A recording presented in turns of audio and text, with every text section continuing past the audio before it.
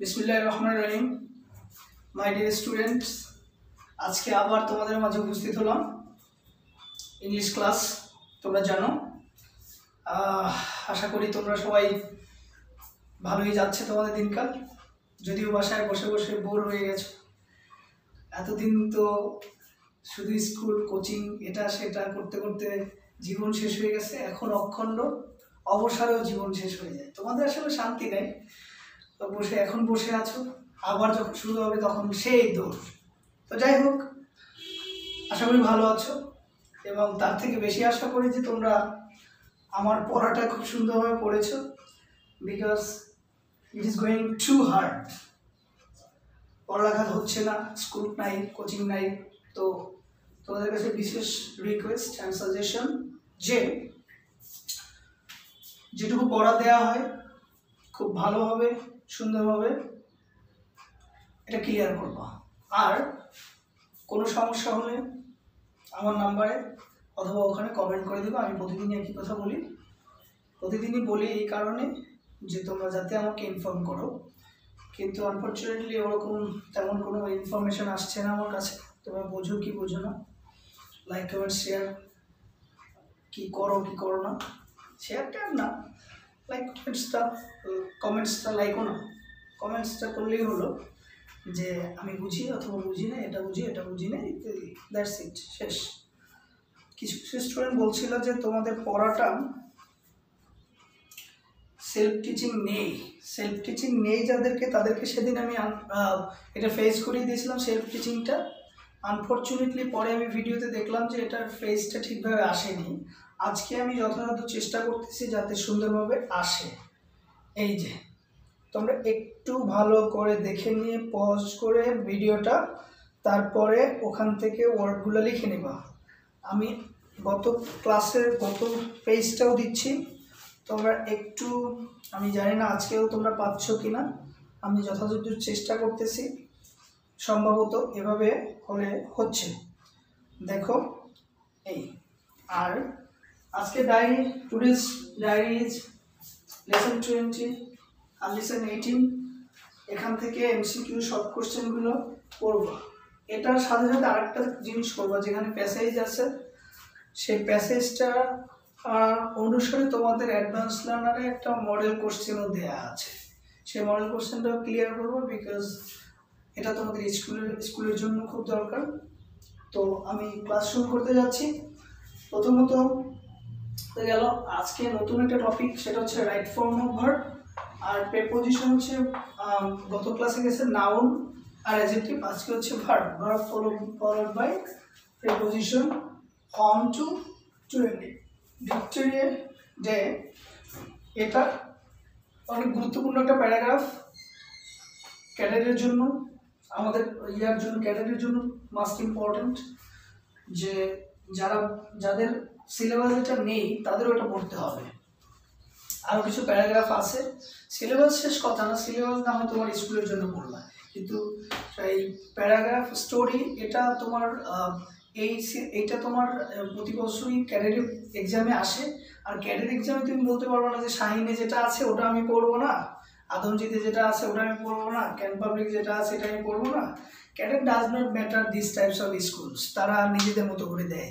সেই জন্য আমাদের ইম্পর্টেন্ট দেখে মোটামুটি অনেকগুলো স্টোরি পড়তে হয়। যেহেতু অনেকগুলো স্টোরি পড়তে হয়, সেখানে ডিভাইডেশন দিয়ে লাভ কি যে অমুক স্কুলে আছে সেটা আমি পড়বো না। নো, তোমার জন্য সবকটাই গুরুত্বপূর্ণ। আমরা স্কুল পড়ছি ঠিক আছে, কিন্তু তুমি ভুলে গেলে চলবে না যে তুমি ক্যাডেট কোচিং করতেছো, তুমি স্কুল কোচিং করতেছো না। তোমাকে ক্যাডেট কোচিং যেহেতু করতেছো, তোমাকে সার্বজনীন একটা প্রিপারেশন নিতে হবে। For this reason you have to read out all of the stories which we will deliver here, and all of the paragraph which we also deliver here. তো যাই হোক, আমি ক্লাস শুরু করতে যাচ্ছি। প্রথমত রাইট ফর্ম অফ ভার্ব, আর ওই যে ইজ, প্রত্যেকটা প্রকারের প্রত্যেকটা রুল থেকে তুমি দুইটা করে তুমি এক্সাম্পল করে রাখবা। দুটো তুমি এক্সাম্পল নিজে করো বা বইয়ের হেল্প নিয়ে করো, এটা তোমার হোমওয়ার্ক। আজকে আসি right form of verb. Right form of verb, অর্থাৎ ভার্বের সঠিক ফর্ম, সঠিক গঠন। তো এখন প্রশ্ন থাকতে পারে যে ভার্বের রং ফর্মও কি আছে? হ্যাঁ, ভার্বের রং ফর্ম আছে। যদি আমি বলি যে I goes to school, this is a wrong form. যদি বলে he goes to school, this is right. আবার যদি বলে I go to school, this is right too. তো ভার্বের সঠিক ফর্ম এবং ভুল ফর্ম দুটোই থাকতে পারে। আজকে আমরা সঠিক ফর্মটা করব। তোমাদের এই টপিকটা দেয়া থাকবে ভুল, ওখানে যে কটা ভার্ব দেওয়া থাকবে সে কটা থাকবে ভুল। স্কুলেও আছে, তোমাদের ক্যারিয়ারের জন্যও আসবে, ওখানে যে ভার্বগুলো থাকবে সেই ভার্বগুলো হচ্ছে ভুল। You have to correct this verbs. এটাই হচ্ছে আমাদের কাজ। এখন এর আগে তোমাদেরকে জেনে নিতে হবে যে আসলে ভার্বের কয়টা ফর্ম আছে। আমি জানি ভার্বের বেসিক ফর্ম আছে চারটা। একটা হচ্ছে present form, present form, past form, past participle form, আর হচ্ছে প্রেজেন্ট পার্টিসিপল ফর্ম।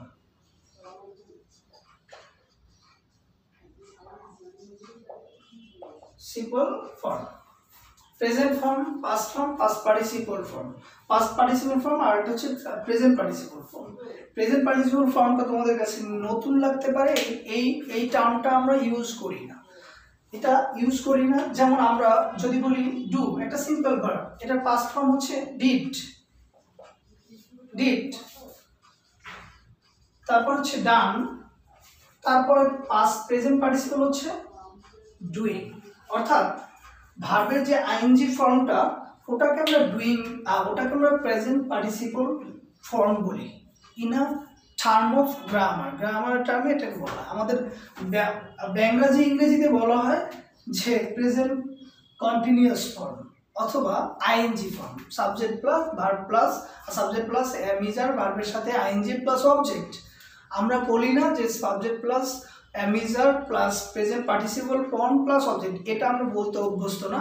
এটা আমরা এইটুকু আমরা নিজস্ব স্টাইলে, বাঙালি স্টাইলে সাজাই নিয়েছি, সেই জন্য আমি ব্যাংরাজি বলছি। তো আরেকটা ফর্ম আছে, সেটা হচ্ছে ভার্বের সাথে এস বাই এর যোগ হওয়া। এইটা ওরকম কোনো নাম নেই, তবে ওটাও একটা ফর্ম। যেমন ডাজ, ডাজ ভার্বের সাথে এস বাই যোগ হওয়া। আমরা পুরোটা সময় জুড়ে নেক্সট যেই কটা ক্লাস এই রাইট ফর্ম অফ ভার্বে হবে, আমরা মূলত এই কাজগুলোই করব, এই পাঁচটা চেঞ্জই করব। এই পাঁচটা চেঞ্জের পর, পাঁচটা চেঞ্জের বাইরে কোনো চেঞ্জ নেই, এই পাঁচটা চেঞ্জই আমাদের করতে হবে। তো আরেকটা ব্যাপার হচ্ছে, এটা মুছে দিচ্ছি।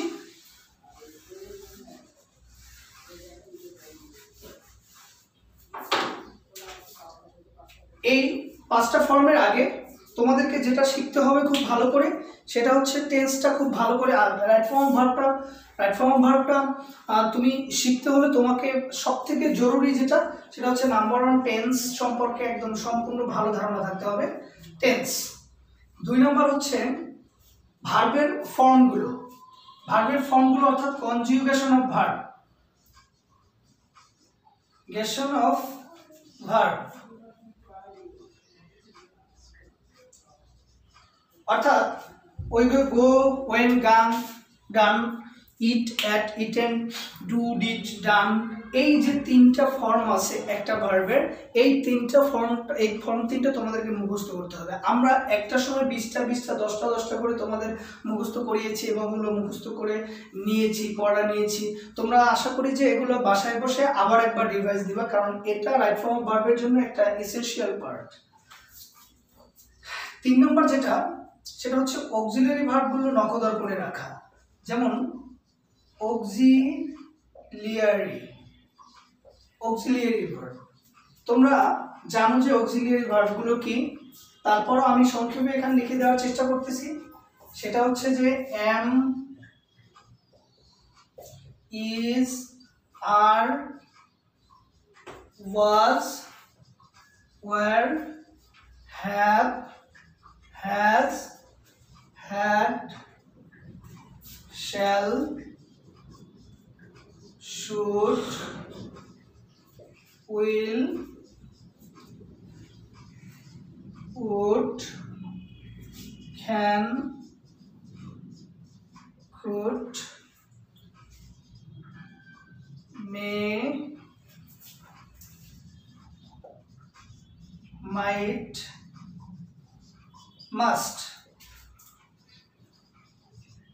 ought to, used to,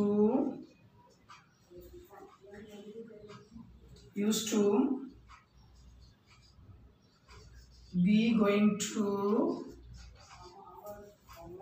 to, আরো কিছু মোডাল আছে, need dear, need,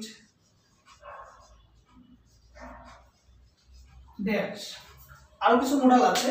অর্থাৎ বি ভার্বের সাথে এবং হ্যাভ ভার্বের সাথে এর মধ্যে একটা ক্লাসিফিকেশন আছে, সেটা হচ্ছে am is are থেকে এই পর্যন্ত এটা হচ্ছে বি ভার্ব, আর এই হ্যাভ হ্যাজ হ্যাড থেকে এটা হচ্ছে টু হ্যাভ ভার্ব বা টু বি ভার্ব বা হ্যাভ ভার্ব, এই তিনটে হচ্ছে হ্যাভ ভার্ব। বাকি সবগুলো হচ্ছে এগুলো যা আছে এখানে সেগুলো হচ্ছে মোডাল অক্সিলারি ভার্ব, মোডাল। এখন একটা গুরুত্বপূর্ণ কথা, সেটা হচ্ছে যে এই am is are was were এর পরে যদি আমরা টু বসাই তাহলে ওই ভার্বটা একটা মোডাল ভার্ব হয়ে যায়। এটাকে আবার অনেক জায়গায় সেমি মোডালও বলা হয়। তো ধরো মোডালই হয়, have to, has have had, এগুলোর পরে যখন টু আসবে এবং সেটা সেন্টেন্সের মধ্যে ব্যবহৃত হবে, হলে ওইটা একটা মোডাল ভার্ব হয়ে যায়। আমি দুটো এক্সাম্পল দিয়ে যদি বলি যে আই অ্যাম টু গো, এখানে অ্যাম টু অবশ্যই একটা modal auxiliary verb, I am to go.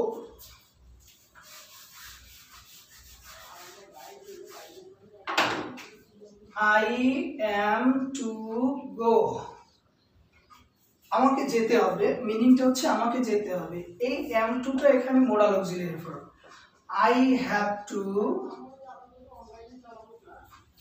I have to complete my lesson, এই যে have to এটাও একটা মোডাল। এটা কিন্তু এখন আর বি ভার্ব নেই, হ্যাভ ভার্ব নেই, এগুলো মোডাল অক্সিলারি ভার্ব। আশা করি তোমরা বুঝতে পেরেছো। তাহলে এগুলো সবগুলোকে মোডাল অক্সিলারি বলা যায় যদি বি ভার্বের পর এবং হ্যাভ ভার্বের পর টু বসানো যায়, এবং এগুলো তো অবশ্যই মোডাল অক্সিলারি ভার্ব। আর এই ভার্বগুলোকে অনেক জায়গায় মোডাল অক্সিলারিও বলা হয়, আবার অনেক জায়গায় সেমি মোডাল অক্সিলারি বলা হয়।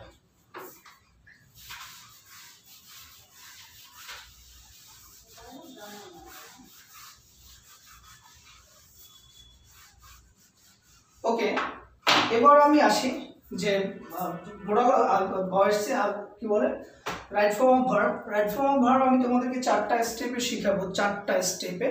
এই 4টা স্টেপের ফার্স্ট নাম্বার স্টেপ হচ্ছে আজকে, সেটা হচ্ছে যে টেন্সের যত ভুল ত্রুটি আমাদের হয়ে থাকে সেগুলো আমি তোমাদেরকে এখানে পড়াবো, বা কি দেখে বুঝে নিবা যে এটা কোন টেন্সে আছে এবং কোন টেন্সে থাকার কথা এবং এটা ভুলটা কোথায়। যেমন কোনো সেন্টেন্স যদি চিরন্তন সত্য হয় এবং অভ্যাসগত হয়, তাহলে এই সেন্টেন্সটা অবশ্যই প্রেজেন্ট ইনডেফিনিট টেন্স হবে। যেমন অভ্যাসগত,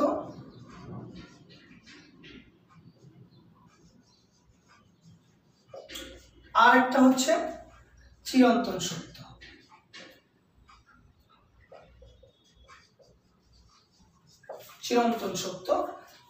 habitual fact and universal truth. এই ইউনিভার্সাল ট্রুথ অনেক সেন্টেন্স আছে, যেমন সূর্য পৃথিবীর চারিদিকে ঘোরে, the earth move around the sun.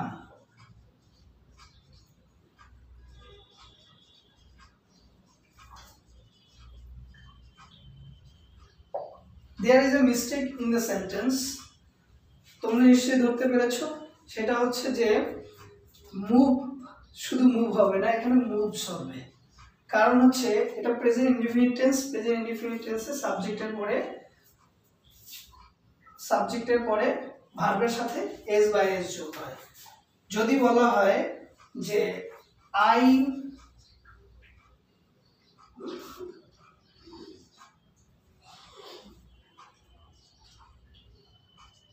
went to school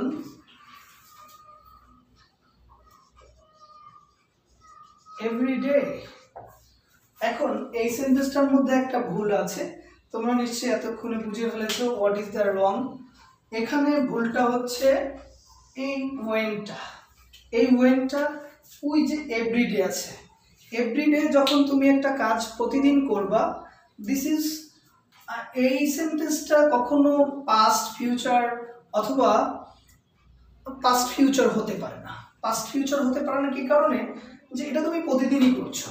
তুমি ভাত খাও, আমি ভাত খেয়ে বেঁচে থাকি, এটা পাস্ট হয় কীভাবে? আমি এটা অতীতেও খেয়েছি, আজকেও খাবো, আজকেও খাই বা ভবিষ্যতেও খাবো, এটা ব্যাপার না। এরপরে এভরিডে যখন আছে তাহলে তোমাকে বুঝতে হবে যে এটা আসলে এভরিডে থাকা মানে হচ্ছে নিত্যদিনকার প্রতিদিন ঘটে যাওয়া একটা ঘটনা, এটা present indefinite tense.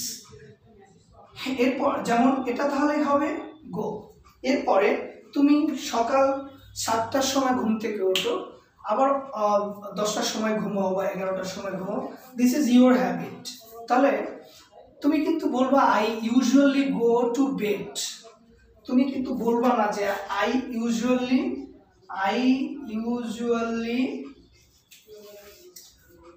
went to bed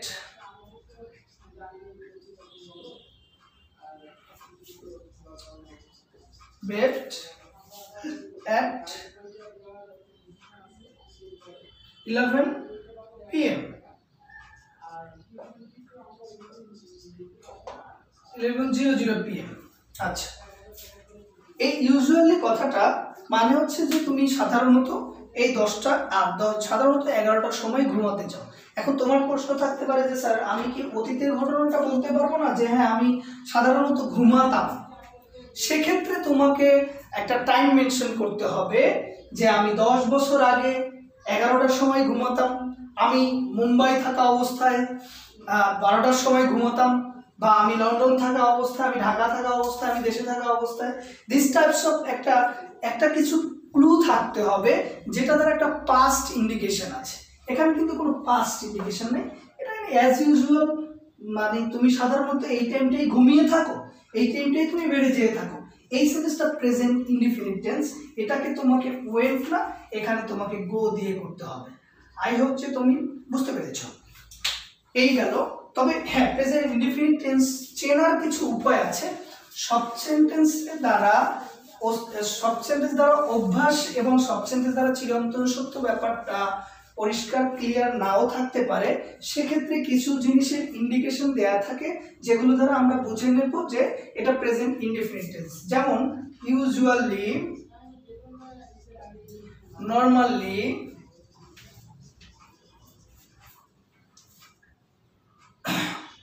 often, never, basically,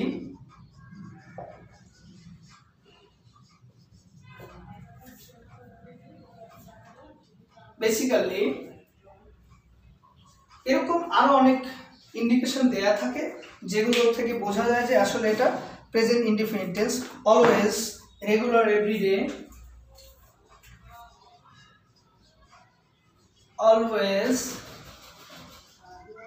regular, everyday,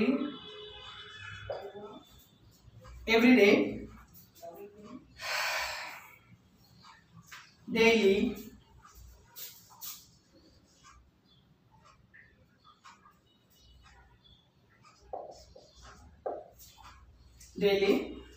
এবং আরো কিছু থাকতে পারে। মোরালেস এইগুলোই মোস্ট অফ দেম গুরুত্বপূর্ণ, এগুলোই। আর আরো কিছু থাকতে পারে। তো এই দ্বারা মোটামুটি প্রেজেন্ট ইন্ডিকেট করা হয়। আর তোমরা আশা করি যে প্রেজেন্ট ইনডিফিনিট টেন্সের স্ট্রাকচারটা মুখস্থ আছে। তারপর আমি আরেকবার লিখে দিলাম সাবজেক্ট প্লাস V1 বা ভার্বের প্রেজেন্ট ফর্ম প্লাস অবজেক্ট বা ইত্যাদি ইত্যাদি যা কিছু থাকতে পারে, ওটা ম্যাটার করে না, ম্যাটার করে যে ভার্বটা কি হচ্ছে সেটা। আশা করি এটা এখান থেকে আবার ভালো করে পড়ে নেবা।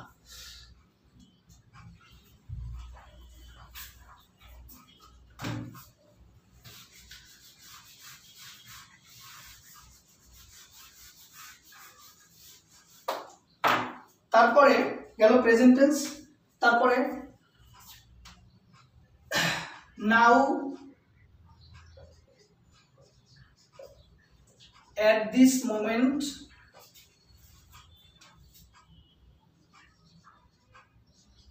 now at this moment,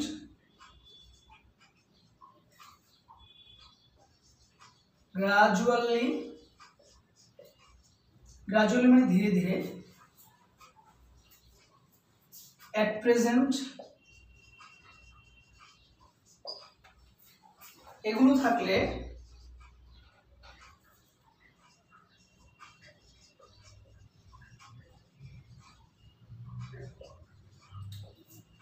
present indefinite বলে,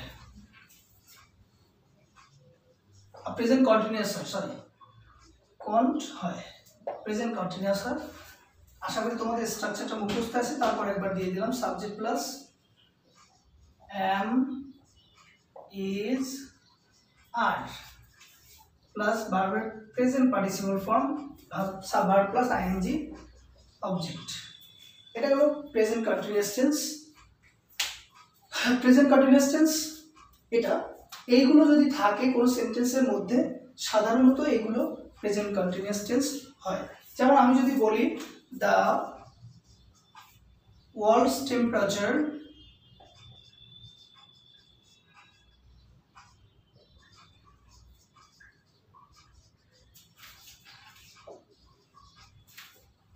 world's temperature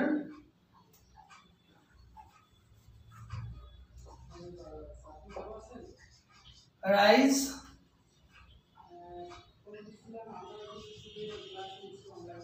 gradually, ধীরে ধীরে। তুমি দেখবা যে এমনিতে টেন্স কন্টিনিউয়াস টেন্সের একটা সেন্স চলে আসে যে পৃথিবীর তাপমাত্রা বৃদ্ধি পাচ্ছে দিন দিন, গ্রাজুয়ালি মানে ধীরে ধীরে আস্তে আস্তে।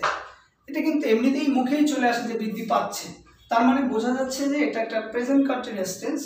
তখন তোমাকে স্ট্রাকচারটা তাহলে ভুল কোথায়, এই সেন্টেন্সটার এখানে ভুল আছে, কারণ subject plus am is are নেই, ভার্বের ing নেই। এই হচ্ছে সাবজেক্ট, সাবজেক্টের পরে অবশ্যই am is are দিতে হবে is, আর এখানে আছে শুধু ভার্বের প্রেজেন্ট ফর্ম, এটা করে দিতে হবে ing ফর্ম। তাহলে the world's temperature is rising day by day. Sorry এখানে আরেকটা ব্যাপার আছে, day by day, day by day. এই পাঁচটা ছয়টা ইন্ডিকেশন, এই পাঁচটা বা ছয়টা সাইন যদি ওখানে থাকে তাহলে তুমি ধরে নিবা যে এটা প্রেজেন্ট কন্টিনিউয়াস টেন্স। আচ্ছা, আশা করি তোমরা এই নোটসগুলো পজ করে থামিয়ে নিবা। আজকের ক্লাস আপাতত এখানেই শেষ, আবার দেখা হবে নেক্সট ক্লাসে।